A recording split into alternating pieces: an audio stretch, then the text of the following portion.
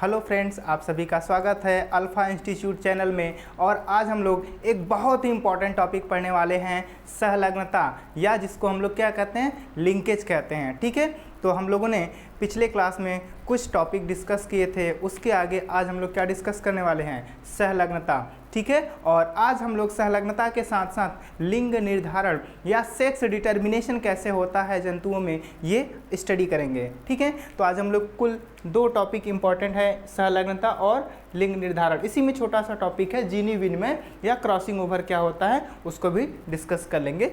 तो सबसे पहले हम लोग बात करेंगे किसकी, सहलग्नता की। बहुत इंपॉर्टेंट टॉपिक है, ठीक है, और ध्यान से समझना है आप लोगों को। तो चलिए स्टार्ट करते हैं, सहलग्नता क्या होता है। ठीक है, सहलग्नता को इंग्लिश में लिंकेज कहते हैं। क्या कहा जाता है, लिंकेज। ठीक है, तो अब ये लिंकेज क्या होता है यह समझिएगा। सबसे पहले देखिए, आप लोग जानते हैं अब कि जो लक्षण होते हैं, लक्षणों का निर्धारण गुणसूत्र पर उपस्थित जीन के द्वारा होता है। क्या होता है, गुणसूत्र पर उपस्थित जीन के द्वारा होता है। ठीक है ना, तो यहाँ पे यह देखिए, ये गुणसूत्र है और मान लीजिए इस पे 2 जीन उपस्थित हैं, जीन ए है और यहाँ पे जीन क्या है, बी है। ठीक है, तो एक ही गुणसूत्र पर उपस्थित जीनों को लिंक जीन कहा जाता है। क्या कहते हैं, लिंक जीन कहते हैं या सहलग्न जीन कहते हैं। इसको हम क्या कहते हैं, लिंक जीन या सहलग्न जीन कहा जाता है। ठीक है, समझ में आया, लिंक जीन या सहलग्न जीन। तो एक गुणसूत्र पर उपस्थित जो जीन होते हैं उनको हम क्या कहते हैं, लिंक जीन कहते हैं। मेंडल बड़े ही भाग्यशाली थे, जब उन्होंने अपना प्रयोग किया तो उन्होंने जो लक्षण चुने, उनके जो निर्धारित करने वाले जीन थे वो अलग अलग गुणसूत्र पर होते थे, जिसके कारण वो अपना प्रयोग आसानी से कर पाए और समझ पाए। ठीक है, वहाँ पे उनको लिंकेज या सहलग्नता का सामना नहीं करना पड़ा था, क्योंकि उनके जो जीन थे लक्षण निर्धारित करने वाले वो अलग अलग गुणसूत्र पर थे। ठीक है, जैसे फूलों का रंग, बीज का आकार, सभी क्या होते थे, अलग अलग गुणसूत्र पे होते थे, जिसके कारण उन्हें लिंकेज का सामना नहीं करना पड़ा। लेकिन क्या हो, अगर एक ही गुणसूत्र पर 2 जीन हैं या 2 से अधिक है, मतलब कितने भी जीन हो, तो उन जीन को क्या कहा जाएगा, सहलग्न जीन या लिंक जीन।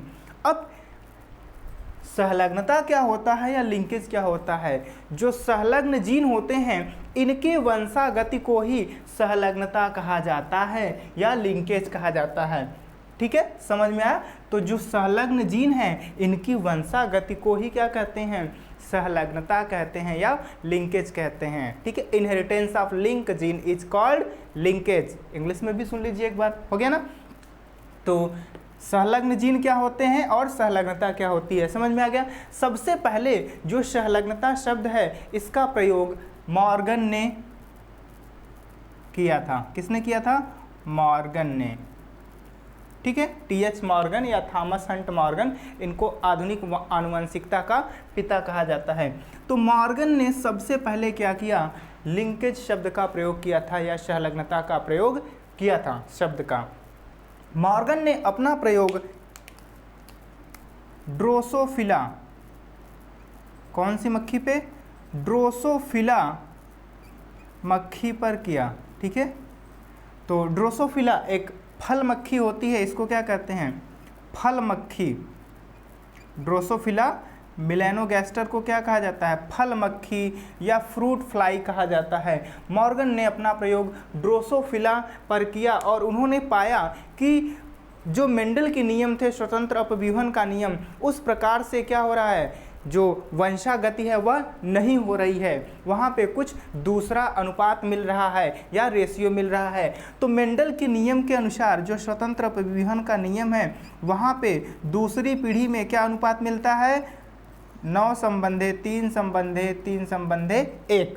ठीक है, ये रेशियो मिलता है मेंडल के अकॉर्डिंग स्वतंत्र अपव्यूहन के नियम में। लेकिन स्वतंत्र अपव्यूहन कब हो सकता है? जब ये दोनों जीन क्या हों, अलग अलग गुणसूत्र पे हो। जैसे ए यहाँ पे है तो बी जीन यहाँ पे हो, तभी क्या होगा, इनमें स्वतंत्र अपव्यूहन होगा। लेकिन अगर एक ही गुणसूत्र पर जीन है तो वो गुणसूत्र के साथ ही दोनों जीन जाएंगे, तो वहाँ पर यह रेशियो इनको नहीं मिला, जिसके कारण इन्होंने इसका अंदाज़ा क्या लगाया कि दोनों जीन क्या हैं, लिंक हैं, अर्थात आपस में जुड़े हुए हैं या एक ही गुणसूत्र पर हैं, इसलिए ऐसा हो रहा है। कैसा मतलब, यहाँ पे जो यह रेशियो है वह नहीं मिल रहा है। ठीक है, तो आइए देखते हैं मेंडल ने अपना प्रयोग कैसे जो फल मक्खी है, ड्रोसोफिला है, उस पर किया। तो मॉर्गन के साथ साथ उनके कुछ सहयोगी, उनके शिष्य जैसे स्टर्ट वेंट या और भी सहयोगी रहे हैं प्रयोग करने के साथ साथ। ठीक है, तो देखिए मेंडल जो मॉर्गन है, मॉर्गन ने क्या किया, ड्रोसोफिला जो था उसमें चूज किया जो पीला रंग है, शरीर का रंग कैसा, पीले शरीर के रंग वाली मक्खी, और उसकी जो आँख है, आँख कैसी होती है, श्वेत रंग की, अर्थात सफ़ेद रंग की। ठीक है, पीले शरीर वाला और श्वेत आंखों वाला मक्खी। दूसरा इन्होंने लिया भूरा शरीर वाला और लाल आंखों वाला मक्खी। समझ में आया? पहला क्या है, पीला शरीर और श्वेत आंखों वाला, दूसरा क्या है, भूरा शरीर और लाल आंखों वाला। ठीक है, तो जो ड्रोसोफिला होता है इसके पास 4 जोड़ी गुणसूत्र होते हैं और इसके पास एक क्या होता है, सेक्स क्रोमोसोम में क्या होता है, एक वाई क्रोमोसोम या वाई गुणसूत्र होता है। ठीक है, तो यहाँ पे देखिए जो पीला और श्वेत है, इन्होंने ये फीमेल लिया। ठीक है, तो जिसके पास वाई क्रोमोसोम होगा वह क्या होगा, ये मेल होगा। ठीक है, सिंबल आप लोग समझ रहे हैं, ये फीमेल है और वह क्या है, मेल है। तो हमेशा जहाँ पर भी ये हरे रंग का आपको वाई गुणसूत्र दिख रहा है वह क्या होगा, मेल होगा। समझ गए ना, इसमें कोई कन्फ्यूजन नहीं होना चाहिए। जहाँ पे यह जाएगा वह क्या होगा, मेल होगा, जहाँ पे यह नहीं रहेगा वह क्या होगी, फीमेल होगी। ठीक है, तो देखिए इन्होंने क्या किया जब इन्होंने क्या किया, इनके बीच में क्रॉसिंग कराया, ठीक है, ब्रीडिंग कराया, तो देखिए यहाँ पे क्या हुआ, यह पहली पीढ़ी मिलती है F1। कौन सी पीढ़ी, F1 पीढ़ी मिलती है। तो जब हम क्या करेंगे, युग्मक बनाएंगे तो ये युग्मक एक दूसरे से अलग होंगे, यहाँ पर भी एक दूसरे से अलग होंगे। ठीक है, युग्मक निर्माण के समय क्या होगा, यह दोनों एक दूसरे से अलग होंगे, यह दोनों भी एक दूसरे से अलग होंगे, और क्या होगा, यह इसके साथ आएगा और इसके साथ भी आएगा। ठीक है, आएगा कि नहीं, समझ में आया? तो देखिए अब यहाँ पे आप क्या करते हैं, इसको जब आप इसके साथ लेते हैं ग्रीन वाले के साथ तो आपको ये कॉम्बिनेशन मिल जाएगा। ठीक है, अब यहाँ पे देखिए, यहाँ पे जब आप इसको अभी इसको देखिए, इसी को अगर आप इसके साथ लेते हैं तो ये वाला कॉम्बिनेशन मिल जाएगा। ठीक है ना, क्योंकि दोनों एक ही जैसे हैं, दोनों गुणसूत्र क्या हैं, एक ही जैसे हैं, तो यहाँ पे क्या होगा, फिर से दोबारा वही मिलने वाला है। तो इसको भी हम क्या करेंगे, जब इसके साथ लेंगे तो यही मिलेगा और इसको इसके साथ लेंगे तो यही कॉम्बिनेशन मिलने वाला है। तो देखिए यहाँ पे जो जीन हैं ये इसी तरह से यहाँ पे प्रेजेंट हैं, उपस्थित हैं। अब यहाँ पे देखिए जो पीला रंग होता है इस पे भूरा रंग क्या होता है, प्रभावी होता है। भूरा रंग क्या होता है, प्रभावी, और लाल रंग क्या होता है, श्वेत पे प्रभावी होता है। ठीक है ना, तो यहाँ पे देखिए इसका जो दृश्य है वह क्या होगा, यहाँ पे देखिए क्योंकि ये लाल है और ये क्या है, ये भूरे के लिए है और ये लाल के लिए, तो यह क्या होने वाला है, भूरा और लाल। ठीक है, और ये फीमेल होगी और ये मेल होगा। लेकिन यहाँ पे ये देखिए पीला होगा और कैसा होगा, श्वेत होगा। आंखें इसकी कैसी होंगी, श्वेत होंगी। समझ में आ रहा है ना, लेकिन यह मेल होगा। ठीक है, और यह फीमेल होगी। तो यह पहली पीढ़ी है। ठीक है, कौन सी पीढ़ी है, पहली पीढ़ी है। और आप लोग जानते हैं पहली पीढ़ी में क्या होता है, कैसे मिलते हैं, केवल जनक मिलते हैं, पेरेंटल कैरेक्टर। तो यहाँ पे देखो पहली पीढ़ी में कोई नया लक्षणों का जोड़ा नहीं मिला। भूरा लाल यहाँ पे था, यहाँ पर भूरा लाल मिला, पीला श्वेत यहाँ पे था, यहाँ पे पीला श्वेत मिल गया। ठीक है, अब आगे देखिए दूसरी पीढ़ी में क्या होता है। दूसरी पीढ़ी में F2 जनरेशन में आगे क्या होने वाला है, अब इन दोनों के बीच क्या करा दिया गया, क्रॉसिंग करा दिया गया, संकरण कराया गया। तो देखिए क्या होगा, सबसे पहले आप मान लीजिए कि इन दोनों के बीच में जब ये युग्मक निर्माण करते हैं तो क्या होते हैं, स्वतंत्र रूप से अलग हो जाते हैं। क्या हो गए, स्वतंत्र रूप से अलग हो गए। ठीक है, तो एक युग्मक ऐसे बाहर अलग होगा, दूसरा क्या होगा, ऐसे अलग होगा, और फिर यह इसके साथ आएगा और इसके साथ आएगा ना। ठीक है, तो देखिए जब ये इसके साथ आएगा और ये इसके साथ, तो यहाँ पे कॉम्बिनेशन मिलेगा क्या, पहला इसके साथ आ गया ये, तो यहाँ पे एक ये वाला कॉम्बिनेशन मिल गया, और जब ये इसके साथ आया तो ये दूसरा वाला कॉम्बिनेशन मिल गया। ठीक है, यहाँ पे ये दिख रहा है ना, ये कॉम्बिनेशन मिल गया आपको, एक ये मिला और एक ये मिला। ठीक है, समझ में आया। तो अब यहाँ पे देखिए ये दोनों जो कॉम्बिनेशन मिल रहे हैं, इसका रंग या दृश्य रूप क्या होने वाला है, तो आप लोग बड़े ही आसानी से बता सकते हैं। देखिए प्लस लगा है, तो प्लस वाला क्या है, भूरा और लाल है, तो यहाँ पे y प्लस किसके लिए है, भूरे के लिए, तो यह होने वाला है भूरा और ये लाल। ठीक है, और यहाँ पे देखिए यह क्या होगा, यहाँ पे देखिए भूरा और लाल, यह भी क्या होगा, भूरा और लाल। ठीक है, समझ में आया। अब दूसरा देखिए, अगर हम क्या करते हैं, इस वाले युग्मक, अब ये युग्मक इसके साथ आया, तो यह वाला युग्मक भी क्या होगा, एक बार इसके साथ और एक बार इसके साथ आएगा। ठीक है, तो देखिए जब हम क्या करते हैं, इसको इसके साथ लेंगे तो ये कॉम्बिनेशन मिल जाएगा, और ये क्या हो जाएगा, क्योंकि प्लस नहीं है तो ये होगा पीला, और आंखें कैसी हो जाएंगी, श्वेत हो जाएंगी। ठीक है, समझ में आया। अब यहाँ पे देखिए इसके बाद यहाँ पे अब ये इस युग्मक को इसके साथ लेंगे, किसके साथ लेंगे, इसके साथ ले लिया गया, तो जब इसके साथ लेंगे तो ये कॉम्बिनेशन मिलेगा आपको, यहाँ पर देखिए इसको इसके साथ लेने पे क्या मिल गया, पीला बनेगा और कैसा बनेगा, श्वेत आंखें होंगी। ठीक है, कोई कन्फ्यूजन नहीं है यहाँ पे। तो ये चारों हो गए, बिना किसी क्रॉसिंग ओवर के यहाँ पे कोई भी जीन की अदला बदली नहीं हुई। लेकिन ये बीच में देखिए ये अभी पेरेंटल हैं, कैसे कैरेक्टर मिले हैं, कैसे लक्षण मिले हैं, पेरेंटल। देखिए पीला श्वेत, तो केवल क्या मिला है, पीला श्वेत, भूरा लाल, अभी यहाँ तक। बीच में देखिए क्या हुआ है, बीच में क्या होता है, जब यहाँ पे जब युग्मक निर्माण होता है, ठीक है, तो मैं यहाँ पे डायग्राम ड्रॉ करने वाला हूँ। ठीक है, देखिए जब क्या होता है, ये युग्मक का निर्माण करते हैं तो ये आपस में क्या होते हैं,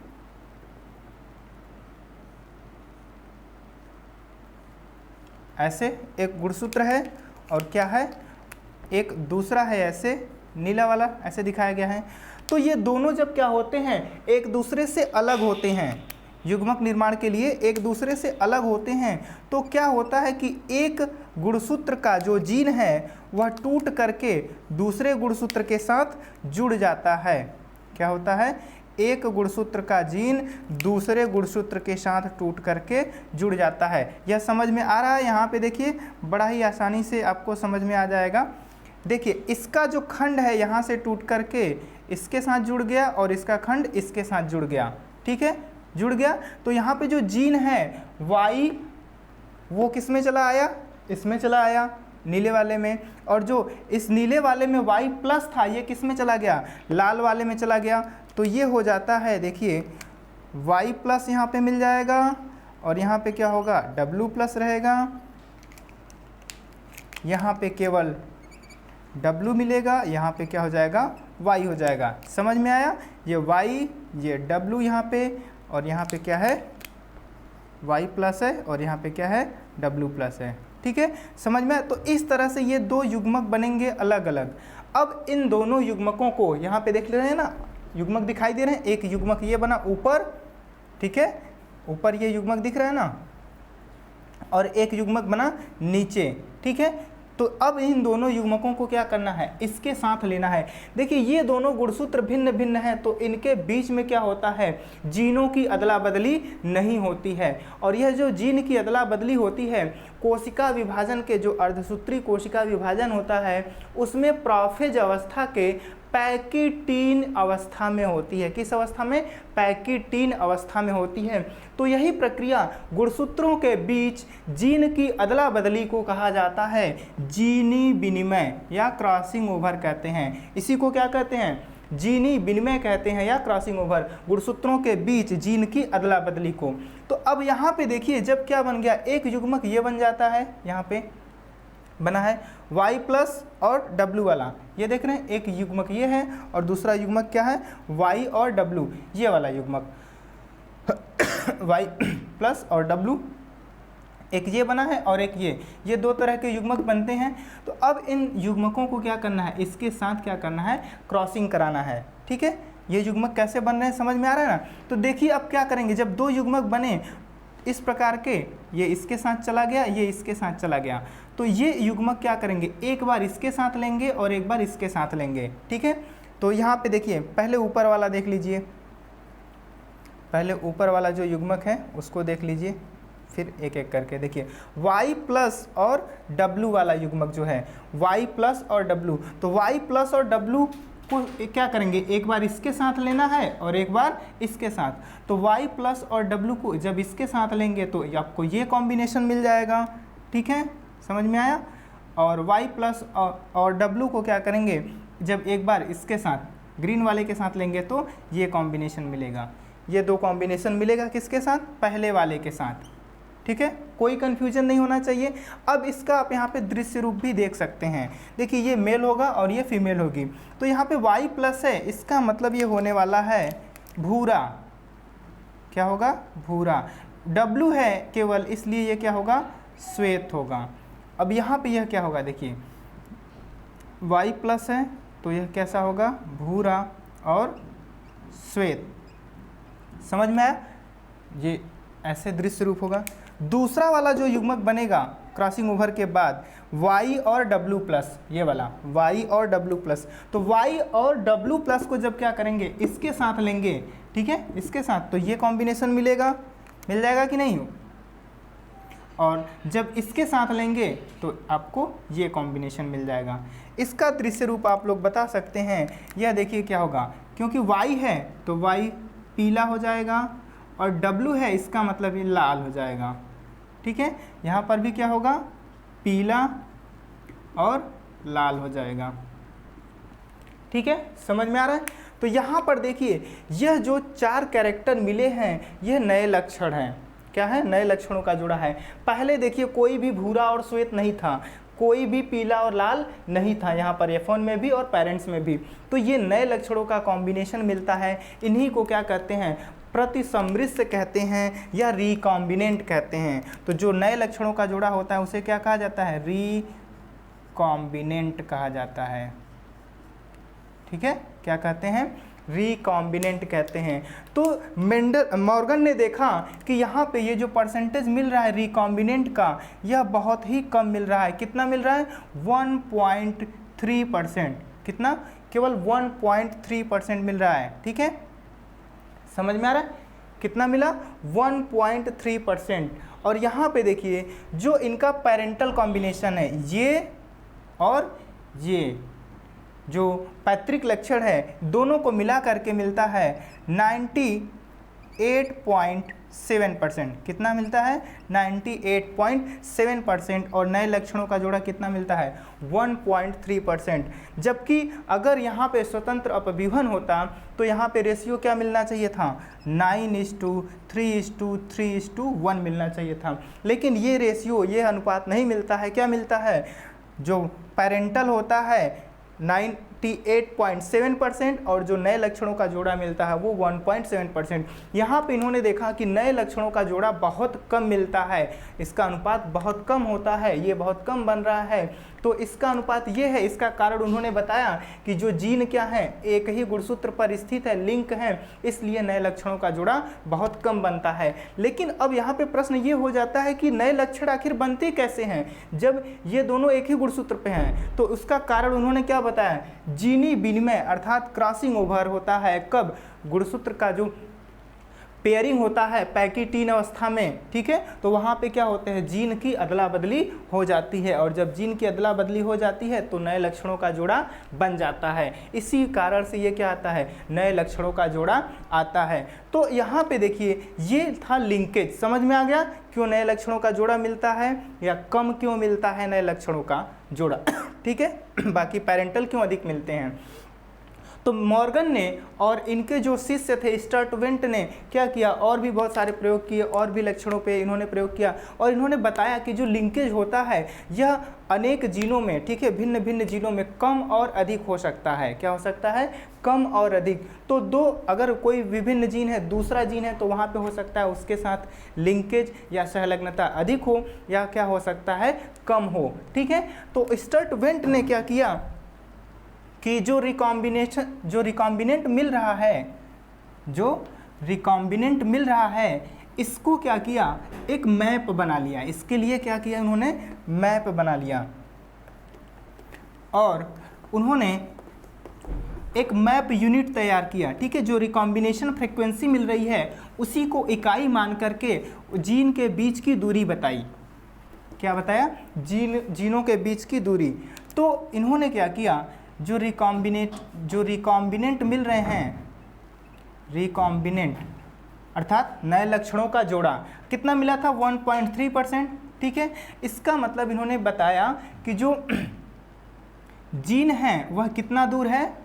ठीक है, 1.3 मैप डिस्टेंस दूर है। कितना है? मैप डिस्टेंस है। इन्होंने क्या किया कि जीन को क्या किया, जो डिस्टेंस है उसको यूनिट बना लिया, इकाई बना दिया, तो उसी को कह दिया इन्होंने डिस्टेंट, मैप डिस्टेंस, अर्थात जीनों के बीच की दूरी कितनी है?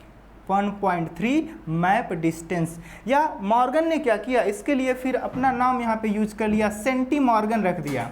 उन्होंने क्या कहा? Centimorgan. कितना डिस्टेंस है? सेंटी मॉर्गन है, 1.3 सेंटी मॉर्गन है। तो मॉर्गन ने अपना नाम दे दिया यूनिट बनाने के लिए। ठीक है, सेंटी मॉर्गन या मैप डिस्टेंस।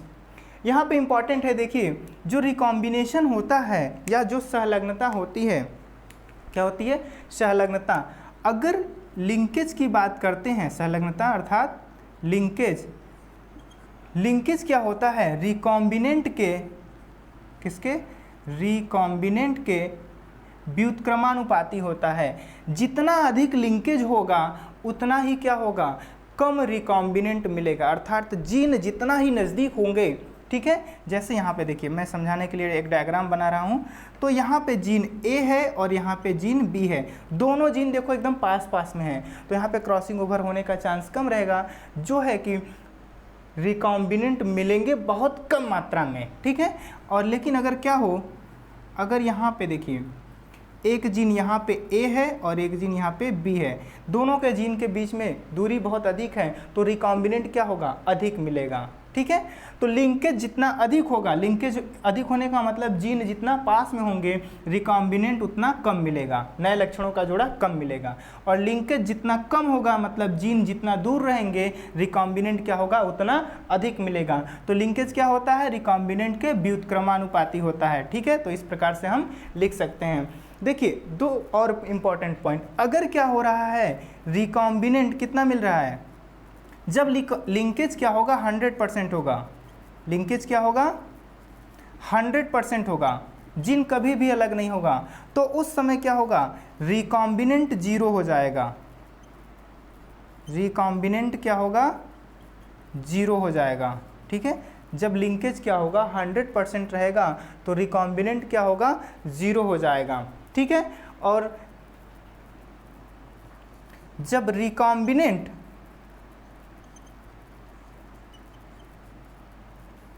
50% हो जाए, क्या है? 50% हो जाए, तो लिंकेज क्या होगा? लिंकेज इस टाइम 0 होगा। लिंकेज क्या होगा? 0 हो जाएगा। 50% क्या मिल रहा है? रिकॉम्बिनेंट मिल रहा है, और 50% क्या मिल रहा है? पेरेंटल मिल रहा है, तो इस टाइम लिंकेज क्या होगा? 0 हो जाएगा। ठीक है, समझ में आया? तो लिंकेज हमेशा क्या होता है? 1 टू लेकर के 49 होता है। लिंकेज कितना होता है? 1 टू 49 होता है। अगर रिकॉम्बिनेंट क्या हो गया? 50 हो गया, ठीक है, तो लिंकेज क्या हो जाएगा? 0 हो जाता है। ठीक है, समझ में आया लिंकेज क्या होता है? तो बहुत ही आसान है। क्या करना है? केवल आपको क्रॉसिंग ओवर के थ्रू जीन की अदला बदली कर देनी है गुणसूत्र के बीच में, इसके बाद फिर बना देना है, आराम से पेयरिंग कर देनी है, क्रॉसिंग करा देना है, और फिर आप क्या करेंगे? जो जीन है उसके आधार पे आप क्या करेंगे? उसका दृश्य रूप लिख देंगे। ठीक है, समझ में? तो ये था लिंकेज। अब इसके बाद अगला टॉपिक हम लोग डिस्कस करेंगे लिंग निर्धारण। क्या, लिंग निर्धारण। ठीक है ना। तो चलिए अगला नेक्स्ट टॉपिक है लिंग निर्धारण।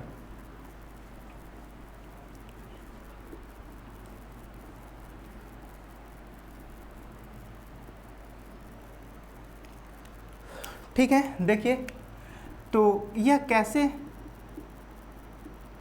निर्धारित होगा कि जो प्रोजनी है, संतान है, वह नर होगी या मादा होगी। तो हमें लिंग निर्धारण, सबसे पहले हम लोग बात करेंगे मनुष्य की। मनुष्य में कैसे लिंग निर्धारण होता है। तो मनुष्य में लिंग निर्धारण वाई गुणसूत्र के द्वारा होता है। किसके द्वारा होता है, वाई गुणसूत्र के द्वारा। आप लोग जानते हैं मनुष्य में गुणसूत्र की संख्या कितनी होती है, 23 जोड़ी होती है। मनुष्य में गुणसूत्र 23 जोड़ी होता है। ठीक है, दैहिक कोशिकाओं में। इसमें से जो 22 जोड़ी गुणसूत्र होते हैं, इन्हें हम क्या कहते हैं, समजात गुणसूत्र कहते हैं। क्या कहते हैं, समजात गुणसूत्र कहते हैं। और जो 23वीं जोड़ी का गुणसूत्र होता है, कौन सा, 23वीं जोड़ी का गुणसूत्र, 23वीं जोड़ी का गुणसूत्र लिंग गुणसूत्र कहलाता है। क्या कहलाता है, लिंग गुणसूत्र कहलाता है। क्योंकि यही निर्धारित करता है कि वह लड़का होगा या लड़की होगी। ठीक है, तो 23वीं जोड़ी के गुणसूत्र को क्या कहते हैं, लिंग गुणसूत्र कहते हैं या सेक्स क्रोमोसोम्स कहते हैं। तो स्त्रियों में क्या होता है, जो 23वीं जोड़ी का गुणसूत्र होता है वह XX होता है। फीमेल में क्या होता है, XX। और जो मेल होते हैं, मेल में क्या होता है, एक X होता है और एक क्या होता है, चलिए सिंपल वे में ऐसे लिख देते हैं, बहुत ही आसान हो जाएगा। तो XX किस में होता है, फीमेल में होता है, और X और Y किस में होता है, मेल में होता है। ठीक है, फीमेल और मेल, स्त्री या पुरुष। ठीक है, आसान है ना। अब यहाँ पे देखिए, जब क्या होगा, इनके बीच में किसी एक मेल और किसी एक फीमेल के बीच में फर्टिलाइजेशन होगा, तो यहाँ पे आगे जो बेबी होगा वह कैसे मेल होगा या फीमेल होगा, कैसे निर्धारित होगा। देखिए यहाँ पे ये हो गई फीमेल और यहाँ पे एक हो गया मेल, X और Y। ठीक है, तो देखिए जब फीमेल में युग्मक का निर्माण होता है तो यहाँ पे यह दोनों युग्मक एक ही जैसा बनाती है। दो जो अंडाणु बनते हैं दोनों के पास XX गुणसूत्र रहता है, दोनों एक जैसे। लेकिन मेल में यहाँ पे दो अलग प्रकार के युग्मक बनते हैं, अर्थात शुक्राणु बनते हैं। एक ऐसा शुक्राणु बनता है जिसके पास Y गुणसूत्र होता है और एक ऐसा बनता है जिसके पास X गुणसूत्र आता है, विषम युग्मजी होता है। मेल कैसा होता है, विषम युग्मजी। अब यहाँ पे इनके बीच में यहाँ पे क्या होगी, निषेचन की प्रक्रिया होगी।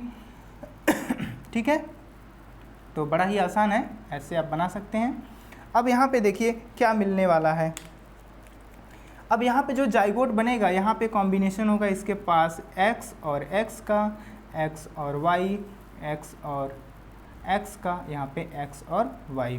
देखिए जिस अंडाणु को जो X गुणसूत्र वाला शुक्राणु निषेचित करता है उससे क्या बनता है, ये कॉम्बिनेशन बनेगा XX का, और इससे फीमेल का डेवलपमेंट होगा। किसका, फीमेल का डेवलपमेंट होगा। ठीक है ना। और देखिए जिस अंडाणु को Y गुणसूत्र वाला स्पर्म या शुक्राणु निषेचित करता है उससे XY का कॉम्बिनेशन बनेगा और इससे मेल विकसित होने वाला है। यह जाइगोट क्या बनाएगा, मेल बनाएगा। और यहाँ पर देखिए क्या होता है, यहाँ पर फिर उसी प्रकार क्या होगा, यह फीमेल होगा और यह मेल होगा। ठीक है, समझ में आ गया। तो बड़ा ही आसान है, जिस जाइगोट के पास Y गुणसूत्र होता है वह मेल बनेगा, जिसके पास क्या होगा, XX होगा, वह फीमेल बनती है। ठीक है ना। तो यहाँ पे Y गुणसूत्र जिसके पास होता है वह मेल होता है और जिसके पास नहीं होगा वह फीमेल होता है। समझ में आया।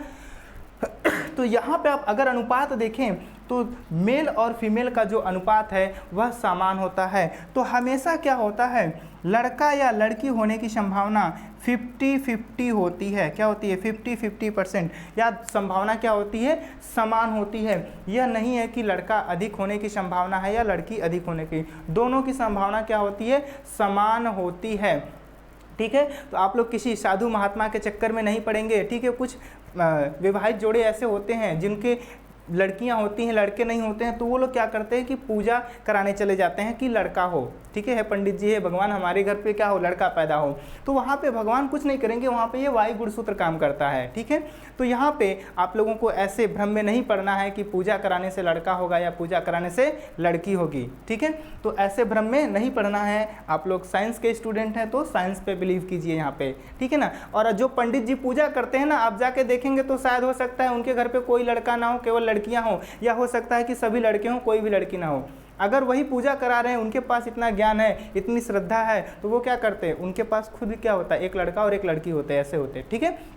तो यह कौन निर्धारित करता है, वायु गुणसूत्र निर्धारित करता है। तो दोनों की संभावना क्या होती है, समान होती है, लड़का और लड़की होने की। कभी कभी क्या करते हैं, किस गाँव में क्या करते हैं, जो महिलाएं होती हैं वो क्या करती हैं, जो किसी स्त्री को अगर सभी लड़के हो रहे हैं तो उनको क्या करती हैं, उनको दोष देती हैं कि इसी का कुछ कारण है, इसी के अंदर कुछ कमी है जिसके कारण से लड़की हो रही है। तो ऐसा कुछ नहीं है, ठीक है। तो वहाँ पे किसी की कमी नहीं है, दोनों की संभावना क्या है, समान रहती है। और लड़का होगा या लड़की, या कोई भी चांसेस रहते हैं, तो लड़का भी हो सकता है, लड़की भी हो सकती है, ठीक है, समझ गए ना। इस प्रकार से मनुष्य में लिंग निर्धारण होता है, ठीक है। तो आइए चलते हैं अब आगे, हम लोग पक्षी में कैसे लिंग निर्धारण होता है उसकी बात करते हैं। तो बहुत ही आसान है, ये समझ में आ गया। तो नेक्स्ट हम लोग देखते हैं पक्षी में, बर्ड में कैसे लिंग निर्धारण होता है। मनुष्य में हो गया, तो आइए देखते हैं किसमें, पक्षी में। तो आप मान लीजिए कोई भी पक्षी है, या मान लीजिए जो मुर्गा है, आप लोग चिकन खाते हैं, तो यहाँ पे कुछ अलग प्रकार होता है। यहाँ पे जेड और ZW प्रकार का लिंग निर्धारण होता है। यहाँ पे जो जेड होता है यह मेल होता है, यह क्या होता है, मेल होता है, ठीक है। तो यहाँ पे मैं लिख देता हूँ, ये मेल हो गया, और यह क्या होती है, फीमेल होती है, ठीक है। तो थोड़ा सा उल्टा लगेगा कि जहाँ पे XY होता था वहाँ पे मनुष्य में मेल होता था, लेकिन यहाँ पे क्या है, ZW है तो फीमेल, ठीक है ना। अब ठीक है, बस उसी प्रकार से यहाँ पे अगर आप युग्मक बनाएंगे तो यहाँ पे Z, यहाँ पर भी Z, यहाँ पे क्या बनेगा, Z, और यहाँ पे W, इस प्रकार से युग्मक बनेंगे। अब इसमें आप निषेचन करा दीजिए, बड़ा ही आसान है, ठीक है। यहाँ पे Z, यहाँ पे Z, W, Z और W। अब ये जो पक्षी है या जो मुर्गा है या मुर्गी है, देखिए यह क्या बनेगा, यह मेल, ठीक है। और ZW वाला फीमेल, ZZ वाला मेल, यह क्या होगा, फीमेल, ठीक है। समझ में आया, बहुत ही आसान है। तो इस प्रकार से क्या होता है, पक्षियों में लिंग निर्धारण होता है। जिसके पास ZW रहता है वह फीमेल होती है, जिसके पास ZZ रहता है वह क्या होता है, मेल होता है, ठीक है, बहुत ही आसान है। नेक्स्ट है आपको मधुमक्खी में, ठीक है, मधुमक्खी का नाम सुना है, हनी बी। हनी बी में कैसे लिंग का निर्धारण होता है, बहुत ही इंपॉर्टेंट है फ्रेंड्स। तो ध्यान से देखेंगे कि मधुमक्खी में कैसे होता है। तो ये बहुत ही आसान है, अब मैं इसको रफ कर दे रहा हूँ। आगे देखिए, मधुमक्खी में कैसे लिंग का निर्धारण होता है। मधुमक्खी, ठीक है, हनी बी इसको कहते हैं। तो जो मधुमक्खियाँ होती हैं इसमें 3 प्रकार की मक्खियाँ पाई जाती हैं। एक होता है ड्रोन, और रानी और श्रमिक। ड्रोन, रानी और श्रमिक, ठीक है ना। देखो ड्रोन क्या होता है, मेल होता है, और रानी क्या होती है, रानी मतलब क्वीन, ये फीमेल होती है, और जो श्रमिक होती है यह भी फीमेल होती है, ठीक है। समझ रहे हैं, ड्रोन क्या होता है, मेल, और रानी फीमेल होती है, और जो श्रमिक है यह भी फीमेल होती है।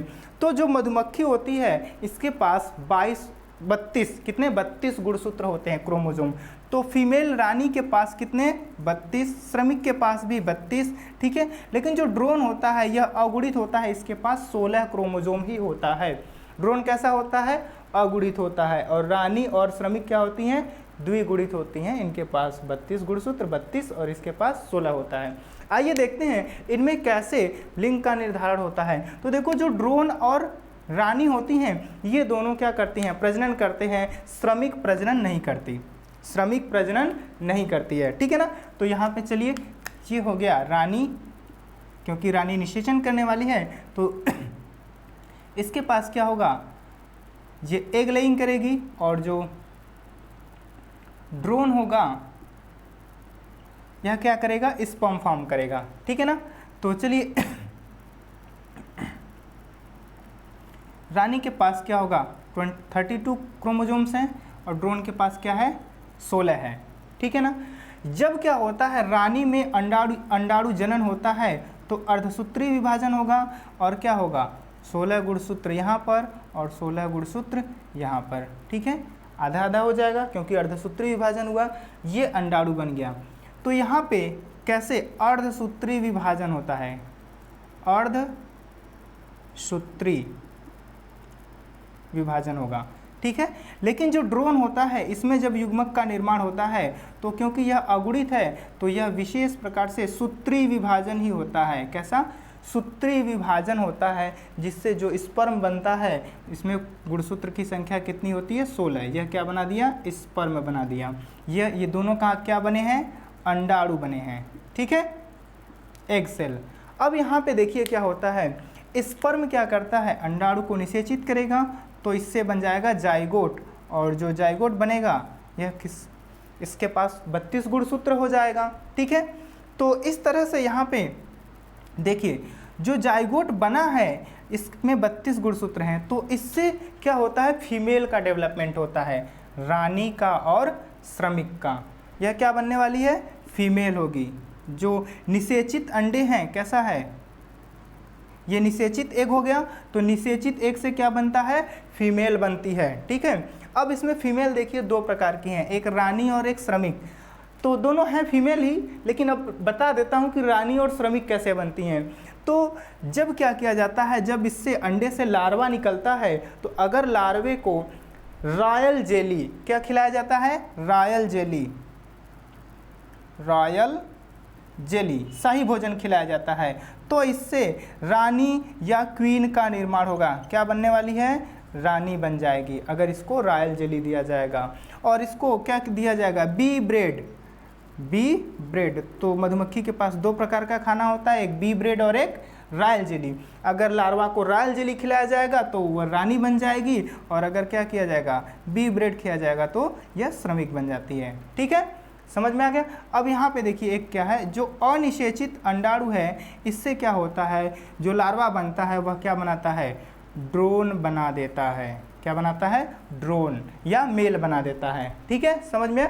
इस प्रकार से क्या होता है, मधुमक्खी में लिंग निर्धारण होता है। निषेचित अंडे से रानी और श्रमिक का निर्माण होता है, अनिषेचित अंडे से किसका निर्माण होता है, ड्रोन का निर्माण होता है। ड्रोन कैसा होता है, अगुणित होता है, और जो रानी और श्रमिक होती हैं दोनों कैसी होती हैं, द्विगुणित होती हैं। ठीक है, समझ में आ गया। तो बहुत इंपॉर्टेंट टॉपिक है, यहाँ से कॉम्पिटिटिव एग्जाम में क्वेश्चंस भी पूछे जाते हैं। आप यहाँ पे देख सकते हैं कि जो ड्रोन है, ड्रोन का यहाँ पे कोई भी पिता नहीं होता है।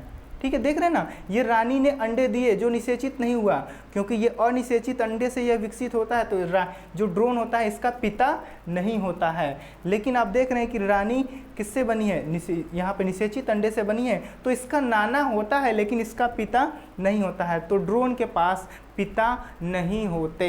ठीक है, समझ में आया ना, ड्रोन के पास पिता नहीं होते हैं। तो बहुत इंपॉर्टेंट है। चलिए, तो आज के लेक्चर में बस इतना ही। इसके बाद नेक्स्ट लेक्चर में मिलते हैं एक नए टॉपिक के साथ।